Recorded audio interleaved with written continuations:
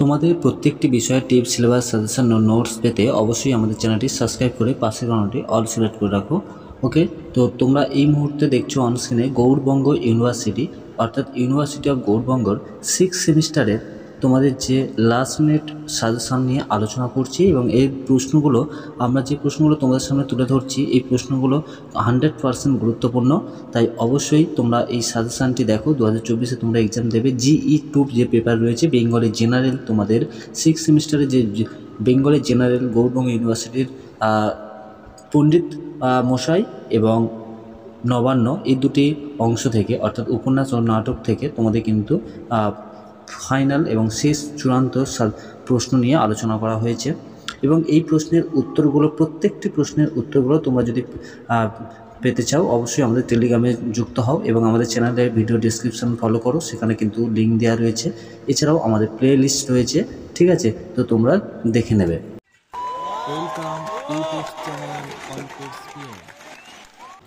ওকে, তো দেখো তোমাদের যে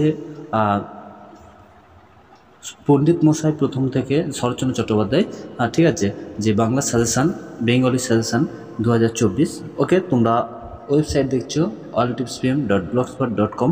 ওকে, এবং তো চলো ভিডিওটি শেয়ার করো সবার মধ্যে এবং এই ছোট্ট ভিডিওটি তোমাদের ভালো লাগলে অবশ্যই লাইক করো এবং প্রশ্ন উত্তরগুলো যদি পেতে চাও অবশ্যই তোমরা কিন্তু প্লে লিস্টে রয়েছে, এছাড়াও আমাদের কমেন্ট করতে পারো, এছাড়াও আমাদের টেলিগ্রামে যুক্ত হয়ে যাও, সেখানে কিন্তু তোমাদের জন্য PDF দিয়ে দেওয়া হয়েছে। দেখো অন স্ক্রিনে তোমরা এই মুহূর্তে দেখছো গৌড়বঙ্গ ইউনিভার্সিটি। ওকে, তো Gourbanga university 6th semester, okay, 6th semester last minute suggestion. Okay, last minute suggestion 2024 Bengali general GE2 paper. Okay, তো তোমাদের এখানে 8 নম্বরের কোশ্চেন হয়। ওকে, দেখো প্রথমে তোমাদের যে প্রশ্নটি থাকছে সেটা দেখে নাও।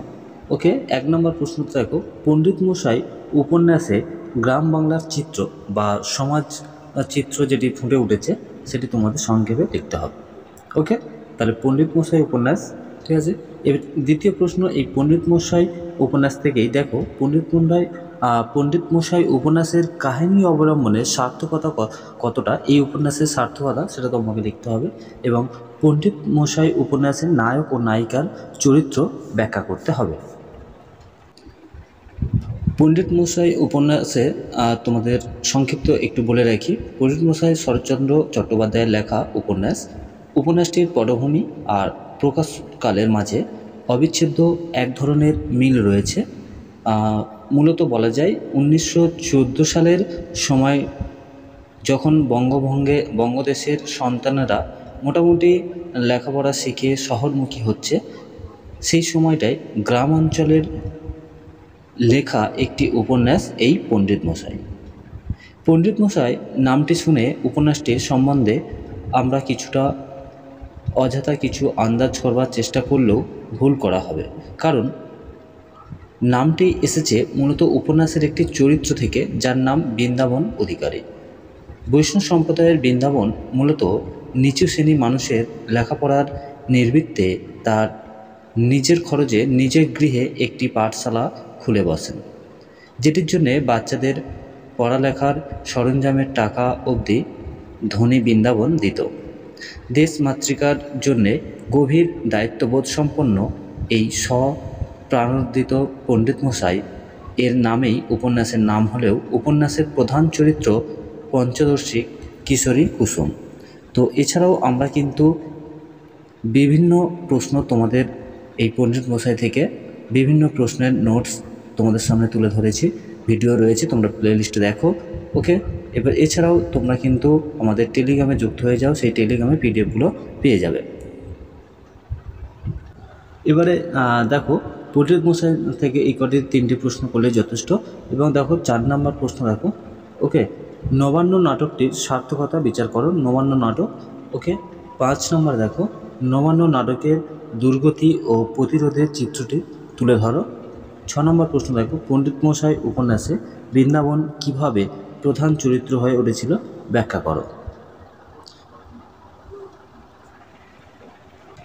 দেখো, নবান্ন নাটক থেকে মাত্র আমরা এই একটি দুটি প্রশ্ন রেখেছি। আরও বেশ কিছু প্রশ্ন উত্তর তোমাদের জন্য আমরা দিয়ে রেখেছি, তোমরা একটু দেখে নেবে। ঠিক আছে, নবান্ন নাটকটি মূলত সংগ্রামের একটি নাটক। আর এই নাটকের শেষের দিকে নতুন দিনের সূচনার কিছু আভাস পাওয়া যায় এবং সংগ্রামের শেষে জীবনের জয়গান ফুটে উঠেছে এই নাটকে। সব হারানোর শেষে সব প্রাপ্তির যে চেতনা, তার মধ্যে দিয়ে পাওয়া যায় নতুন জীবনের উৎসব। সেই নতুন জীবন আহ্বান জানায় নতুন ভোরের অন্তিম সূর্যকে।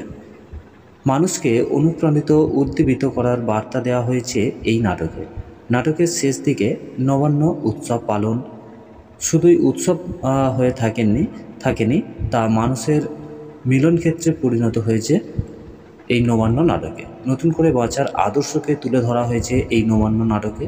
তাই নবান্ন নাটকের নামকরণ যথার্থ সার্থক হয়েছে। তো অবশ্যই সমস্ত নবান্ন নাটকের প্রশ্নগুলোর উত্তর তোমাদের পেয়ে যাবে আমাদের টেলিগ্রামে। এছাড়াও আমাদের নোটসগুলো তোমরা ভিডিও আকারে পেয়ে যাবে, সেখানে কিন্তু তোমরা সম্পূর্ণ ডাউনলোড করে নিতে পারো। ওকে, তো চ্যানেলে যাও, সেখানে প্লে লিস্টে রয়েছে, একটু দেখে নেবে। ভিডিওটি সবার মধ্যে শেয়ার করে সবাইকে দেখার সুযোগ করে দেবে। ধন্যবাদ।